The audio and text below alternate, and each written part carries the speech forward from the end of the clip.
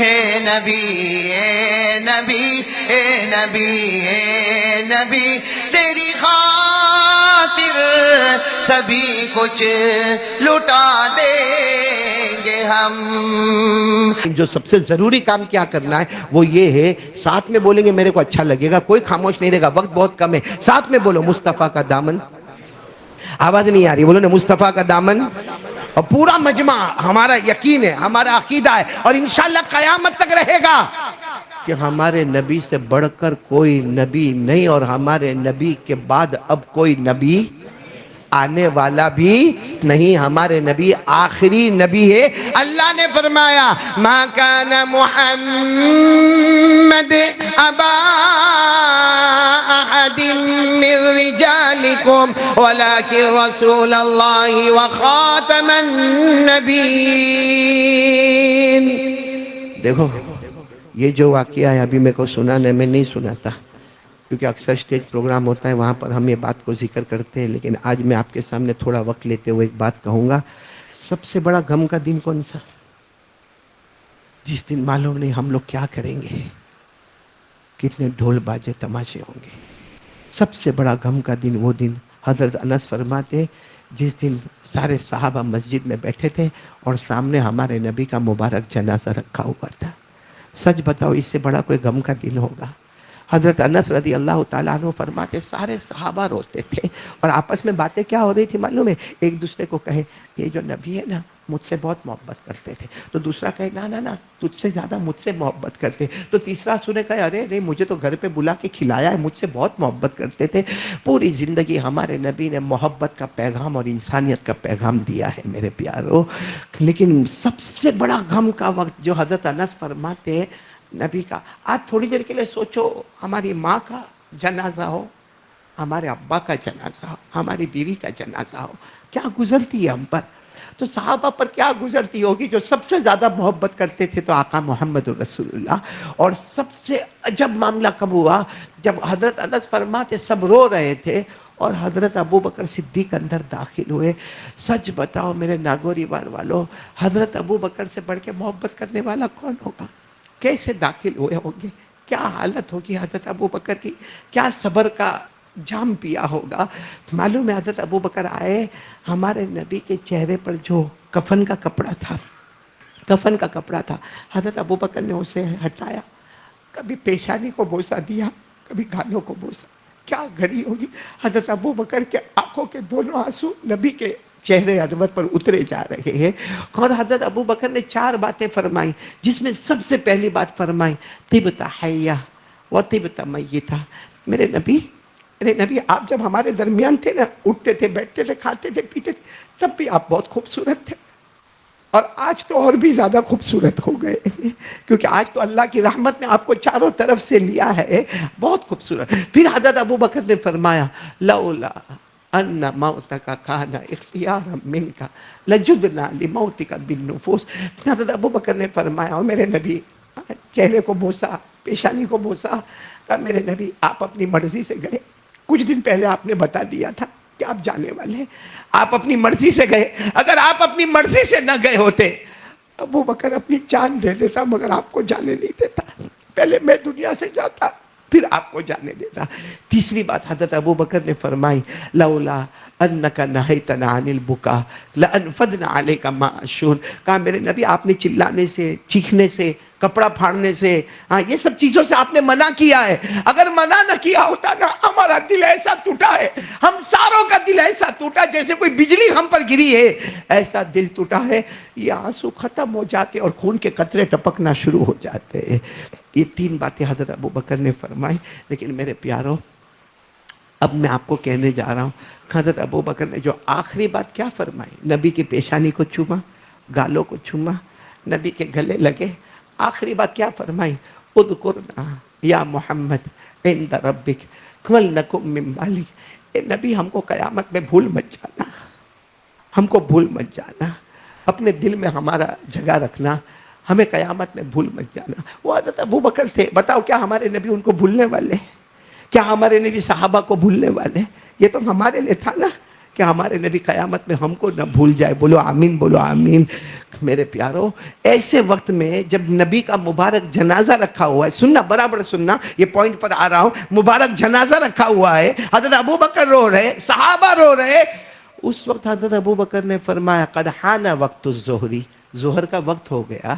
N بلال, بلال کہاں ہے بھائی؟ حضرت بلال کو کیوں ڈھونڈ رہے؟ بولو کیوں ڈھونڈ رہے؟ اور کون سی نماز کا وقت آیا ہے؟ ظہر. بولو ساتھ میں بولو, جمعہ نہیں, کون سی نماز کا وقت آیا ہے؟ ظہر. تو حضرت ابو بکر باقاعدہ ڈھونڈ رہے ہیں. تو حضرت انس آئے, کہا نہیں یہاں نہیں, یہاں نہیں, یہاں حضرت بلال نہ دائیں نہ بائیں. تو کہاں ہے بلال؟ ہم نے ان کو مشورے سے پیچھے بٹھایا, کیونکہ یہاں بیٹھتے بے ہوش ہو جاتے, وہاں بٹھایا. حضرت ابو بکر باقاعدہ چلتے ہوئے پیچھے تک گئے, اور حضرت بلال ایسے بیٹھے, ایسے دیکھو, ایسے ایسے ایسے ایسے بیٹھے. حضرت ابو بکر نے اپنا ہاتھ حضرت بلال کے کندھے پر رکھا, کہا بلال, بلال اذان دینا ہے, ظہر کا وقت ہوا. حضرت بلال نے جو چہرہ اٹھایا, آنکھوں پورا چہرہ آنسوؤں سے بھرا ہوا تھا. حضرت ابو بکر بھی رو رہے تھے, دونوں ایک ساتھ گلے لگے.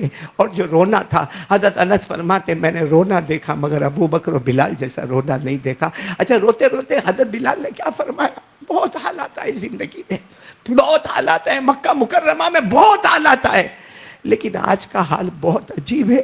حضرت بلال کی زبان سے نکلا الآن صرت یتیما, ایسا لگتا ہے آج بلال یتیم ہو گیا, آج بلال یتیم ہو گیا. تو حضرت ابو بکر نے فرمایا بلال ایسے نہ کہو, پوری امت یتیم ہو گئی. پھر تھوڑی دیر کے بعد ظہر کا وقت ہو گیا, اذان دے دو نا. حضرت بلال نے منع کیا. بولو حضرت بلال نے, بہت لمبا واقعہ, میں شارٹ میں جا رہا ہوں. حضرت بلال نے منع کیا. حضرت ابو بکر کا ایک جملہ, اے سارے جتنے یہاں پر ہیں نا, اپنے گھر میں بیوی بچوں کو بھی سنا دینا. حضرت ابو بکر کا ایک جملہ, بلال اگر تم نے اذان نہیں دی, بولو اگر تم نے اذان نہیں دی اور آج میں نے نماز نہیں پڑھائی, یہ جو ہمارے نبی آرام کر رہے ہیں نا, وہ قیامت میں تم کو بھی معاف نہیں کریں گے, مجھ کو بھی معاف نہیں کریں گے. اس لیے بلال اذان تو دینی ہوگی اور مجھے نماز پڑھانی ہوگی. حضرت بلال نے کہا یہ قیامت میں ناراض ہو جائیں گے, کہاں؟ حضرت بلال نے, وہ کیا بے ہوشی کا عالم, کیا حضرت بلال کے اوپر غم کا بادل, کیا بجلی گری, مگر اذان دی. پورا مجمع بولو اذان دی. اور حضرت ابو بکر نے ظہر کی نماز, بولو ظہر کی نماز پڑھائی. اتنا بڑا ٹینشن والا معاملہ تھا, مگر ظہر کی نماز, وہ حضرت ابو بکر نے 4 رکعت پڑھائی ہوگی. سچ بتاؤ, کیا ہر رکعت میں روتے نہیں ہوں گے؟ ہر رکعت میں آنسو چھلکتے نہیں ہوں گے؟ کیا سارے صحابہ تڑپتے نہیں ہوں گے؟ ارے ہمارے ماں کا انتقال ہو, اس کے بعد مسجد میں جاؤ تو نماز میں روتے ہیں, ظہر میں روتے, عصر میں روتے, مغرب میں روتے. ارے میرے پیارو, یہ تو نبی پاک صلی اللہ علیہ وسلم, جن سے بڑھ کر نہ کوئی آیا اور نہ قیامت تک کوئی آنے والا, وہ اللہ کے پاس جا رہے, کیسا ٹینشن کا معاملہ ہوگا. مگر سارے صحابہ نے ظہر کی نماز, نالائق غدار بیٹھے جو فجر کی نماز نہیں پڑھتے, بیٹھے یہاں پہ رات کو 3 بجے تک جاگنے کا, موبائل پہ چائے پینے کا, توے پہ جانے کا, فجر کی نماز اڑانے کا. کل قیامت میں اگر حضرت بلال نے پوچھا ہم سے, ایسے حالات میں بھی میں نے اذان دی تھی اور ظہر کی نماز پڑھی تھی, تیرے کو کیا ہو گیا تھا؟ یہ ربیع الاول کیا پیغام دیتا ہے؟ نماز. اور میں نے جو کہا نا درود پڑھیں گے, بولو پڑھیں گے نا انشاءاللہ. کب درود قبول ہوگا میرے دوستو؟ درود پاک ہے نا, میں آخری بات کہہ رہا ہوں, درود پاک میں وہ پاور ہے, قسم اللہ کی, درود پاک میں وہ پاور ہے کہ اللہ کے رسول صحابہ کو دے رہے ہیں. صحابی غریب ہے, غریب ہے, گھر میں کھانے کے لالے ہیں, ہمارے نبی درود پاک دے رہے ہیں. کچھ دن کے بعد وہی صحابی سے ملاقات کر رہے ہیں, تو وہ صحابی کہتے ہیں اللہ کے رسول آپ نے درود دیا, میں نے پڑھا, میری بیوی نے پڑھا, میرے بچوں نے پڑھا, آج مدینے کے بڑے بڑے مالداروں میں میرا بھی نام آ گیا ہے. یہ کس کا پاور ہے؟ درود پاک کا. لیکن کب اثر کرے گا؟ صرف آپ درود پاک پڑھے اور فجر کی نماز, کیسا درود پاک جو فرض ہے, جو نبی کی آنکھوں کی. اچھا ایک بات بتا کر بات ختم کر دو کہ فجر کی نماز, بلکہ سب نمازوں کے بارے میں ہمارے نبی نے کیا فرمایا؟ میری آنکھوں کی پڑھے تو میری آنکھوں کی, تو نہیں پڑھے تو نہیں پڑھے تو. ٹھنڈک کا اپوزٹ کیا ہے؟ گرم. मतलब सोचो नागौरीवाड़ वालों, जो सुबह 8, 9, 10 बजे उठता है, वो इस तरह सुबह करता है कि मदीने वाले उससे नाराज हैं, उनकी आंखें गर्म हैं। अब बताओ पूरा दिन कैसा जाएगा? जिससे सुबह सुबह में मोहम्मद नाराज हो, ये तो कुत्ते से भी ज्यादा बेवफा है कि जो उनके सदके की रोटी खाता है और रबीउल अव्वल महीने में उनकी आंखों की ठंडक वाली नमाज नहीं पढ़ता, ये कुत्ते से भी ज्यादा बेवफा है। अल्लाह हिफाजत फरमाए।